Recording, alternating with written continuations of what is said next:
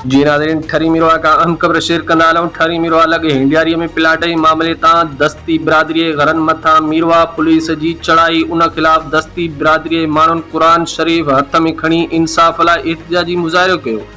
उन मौके ते दीदार अली वलद झंकल दस्ती माउ अलाह बचाई दाईंदे चयो त मीरवा पुलिस इज़हार अली दस्ती मज़हर दस्ती जे ज़ोर ते असांजे घरनि मथां चढ़ाई करे रही आहे।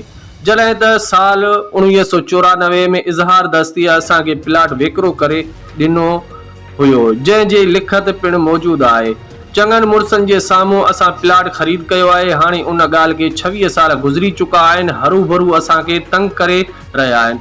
मीरवा पुलिस हिननि जी वंगार वही रही आहे। असांखे धमकियूं बि ॾेई रहिया आहिनि।